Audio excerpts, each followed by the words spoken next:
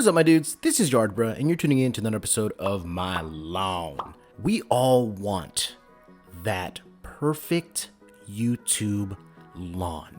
That lawn that neighbors envy. You are the dude of your neighborhood. Everyone asks you how you're doing that. And if you're like most of us, you didn't start off with that healthy, gorgeous, lush green lawn. You started off with something patchy, something brown, something mossy, and something that someone just walks by. Well, guess what? This is how you achieve that amazing looking lawn that'll make every one of your neighbors a jealous. The process is called overseeding. Now, what is overseeding? Overseeding is planting grass directly into your existing lawn. Now, what does this do? It's gonna fill in those bare spots. It's gonna make your yard lush and thick and dense. Make sure you subscribe to get updated on what to do once your lawn looks amazing. I have tailored this video to cater to 3 different budgets. Not everyone can do the most epic thing to their lawn. They just want a nice green lawn that they can mow once a week. So here are 3 ways to overseed your lawn. You had my curiosity, but now you have my attention. The first way I call is the poor man's overseed. Yes, it is the most simple way to overseed your lawn. What you're gonna do is you're gonna go to the big box store. You're gonna get your hands on some seed depending on where you're located. If you're up in the northern states, cool season grass. If you're down south, you got them warm season grasses. Right here we do cool season grasses. So I pick myself up just to be safe so we get some germination. I get a blend. So usually I will go with the Scott's Sun and Shade mix, or you're gonna wanna use a landscaper's mix from Barenbrug. These bags have a ton of different types of seed, which are called cultivars. These will germinate at separate times, but the ones that germinate early will start filling the lawn, and then once that lawn is a little bit established, all the others start coming, and it's game over. That's how you get the thick denseness. It is amazing. Once you get that seed, make sure you go ahead and throw it all over your lawn. That's right, this is the poor man's overseed. You don't need a fancy spreader. You don't need all that jazz. All you gotta do is take a handful and start spreading it out evenly. Don't clump it up into, certain spots. Make sure it's spread out evenly. And then once you throw that down, make sure you rake it in so it touches the soil. I'll tell you right now, if you just throw the seed on the grass, it's gonna be on top of the grass, maybe on top of some thatch layer, which we'll get to in a second, but make sure you rake it in so it's touching the soil. And then you water. Keep it nice and moist. Now, even if you're not watering every day, you have at least about 3 days until that seed starts drying up. If there's no rain, it's not moist, it will dry up, it will not germinate. So you have to stay on top, making sure that it's raining, or you're out there at least once every day or every other day, and just watering for at least 15 minutes at a time. Very simple. I love this way. This is the best way. Like, if someone asks me, what do you do? What do you use for your grass? Oh, thank you. How do you guys do this one? Yourself? Or Yeah, you got myself. What you want to do is put some seed down, Okay. rake it in, and then water it every day. Water every day. 20 days, look like this. Wow. Yeah. Overseed. How do you do that? Throw some seed down, rake it in, and make sure you water it. Done. The poor man's overseed. The second way I call the proper overseed. It takes a little bit more effort, but it's also very simple. The first step is mow short. Yes, you're gonna mow your lawn super short, like down to nothing almost. And it's okay, your grass is gonna be stressed. It's not gonna be that stressed, it's gonna grow back.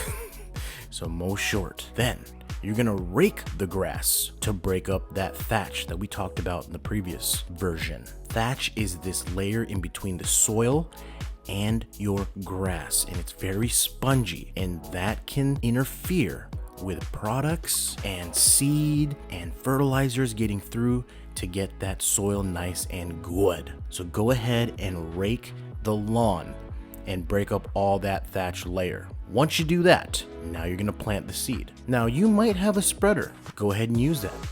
Get it all evenly spread out and then rake it in again for that seed to soil contact. Once you rake it in and it's touching the soil, go ahead and add some starter fertilizer with some crabgrass preventer. Yes, Scott's makes that. It's amazing. Works wonders. And then you water it in.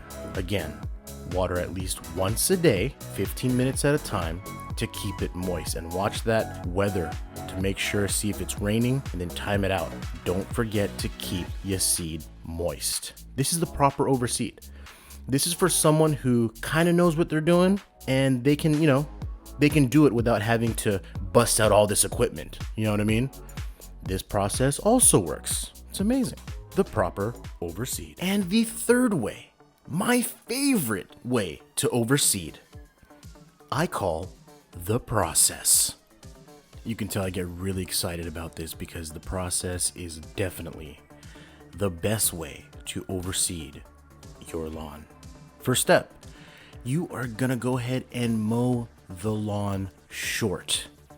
Get out there, use your lawnmower, put it on the lowest setting. This is controversial all over YouTube because it's gonna, quote, stress out the lawn. Well, yeah, you're gonna stress it out during this process, but guess what? 19 days, it's gonna look far from stressed. It's gonna look so relaxed for your first mow. The reason why you're cutting it super short is because you're not gonna cut it for 19 days. So you don't want, 6 inches of growth just leaving your grass there. So cut your lawn short. The second step is you're gonna dethatch your lawn with a dethatcher tool.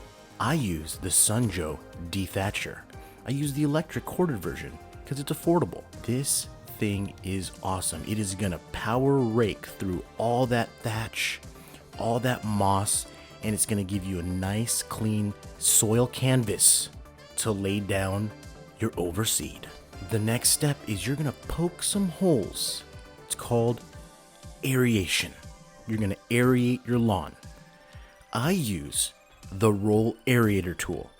Now you can also use a step core aerator, but you're gonna wanna poke some holes. It also lets air and moisture and nutrients get back into the lawn. Much needed. Step 3, aerate your lawn. The fourth step is to add soil or sand or a combination of both. This is gonna add nutrients. It's gonna help your lawn with proper drainage, and it's just gonna make it nice and level for when you start mowing. You're not gonna be bumping up, jumping up and down with your lawnmower because you're gonna be soiling or sanding, and then you're gonna rake it with your golf rake. It's gonna be so nice and so even. Another controversial thing is adding soil to your lawn. Now, this step kind of prevents anything from creeping back into the lawn from that soil, like weeds or the dreaded Poa annua or Poa trivialis. You're gonna wanna lay down a pre-emergent. So I use Tenacity. Tenacity is gonna prevent crabgrass from growing, some broadleaf weeds during that 19 days. It's gonna take care of all that. And it's hopefully gonna kill all that stuff on that new soil that you just laid down. The fun part coming up next is planting the seed. Now, you can go with a box store seed. I mean, I've done this a bunch of times. But after all this work, are you gonna wanna just plant something regular in there, or are you gonna wanna upgrade a little bit to mix in with your current lawn? You know what I mean? Get yourself a Barenbrug, like the regenerating Perennial Rye grass. Mix it in with some Barenbrug Turf Blue Pro Kentucky Bluegrass. Oh, that combination, man, it is so dark and nice. Oh, just thinking about it, anyways. Go ahead and put that in your spreader, whether that be a hand spreader or a push spreader. Spread it out all evenly and follow the directions on the back of the bag. The next step is to rake it in. You're gonna rake that seed in and you're gonna mix it up with that soil or that sand, and you're gonna get some good seed to soil contact. Now, once you rake it in, you're gonna use the roller tool. Yes, this thing is phenomenal, very useful, compacts everything, makes everything even more level than what you just did with the golf rake, and it's gonna create that amazing seed to soil contact. Once it's nice and rolled in, add some starter fertilizer.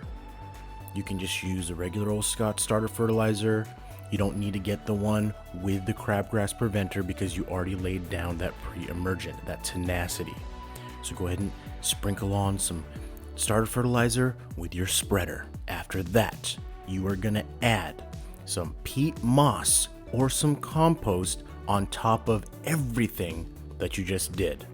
What this is gonna do is it's gonna prevent any birds from eating that expensive seed. You ever seen it like this It's gonna before? prevent washouts. It's gonna prevent wind from blowing all your stuff away, and it's gonna keep that seed nice and moist for the next step. Now, at this point, you've gone through all these great lengths to make sure that you're gonna have the most dominating lawn following the process. You're not gonna go out there and hand water this. No, you're gonna go get yourself a water timer. You're gonna set this water timer to water this seed 3 times a day, 10 minutes at a time. Oh, this is a must for the process. If you don't have a water timer, you might miss a day, you might miss 2 or 3 days, and it's just gonna dry up. But having a water timer is gonna ensure that germination, it's gonna ensure the moistness, and it's gonna ensure some success in your lawn. I use either the Milnor water timer, which is an automatic water timer that's just a regular automatic water timer that you set yourself, or the Beehive, which I have connected to my phone. Very convenient, because if I'm overseeding, and it's near summertime, it's hot, so it's like maybe I need a 4th time of 10 minutes. Let me go ahead and do that. Very simple. Either way, as long as it's automatic and it's doing its job without you having to go out there every single day, because this needs to be watered and moist. Water timers are a godsend. Either way, whichever way you pick, these will work. You know why? Because I've done all 3 of these. I've just done the poor man's overseed where I planted some grass, raked it in, and watered. Boom. Amazing looking lawn. The second way, the proper overseed, did this way. Boom, thick, amazing. But every time I do the process, it just, it's amazing. It's like nothing. It's like nothing else. But either way, like I said, it depends on your budget, it depends on the time you have, it depends on the equipment you have. The process, you're gonna need to spend some money on some equipment. The poor man's overseed, it's gonna work. It's gonna work as long as you rake it in and water. You don't need all these things, but all these things, if you have them, makes it so much easier. Make sure you subscribe, guys, to see how I overseed this spring. Who knows, maybe I'll just do the poor man's way, just to keep it simple. But you know me, I like to be a little extra, read all about it. Might have to go with the process, or maybe just a simple overseed, like the proper overseed, or maybe all 3. You're the best, my dudes. Thank you for the support. Thanks for tuning in. Thanks for subscribing. Thanks for joining the membership. You guys are all amazing. Very much appreciated. You guys are just, I came back and it's like, boom. Analytics are back up. You guys are the best. This is so fun. We'll catch you on the next video. Take it easy.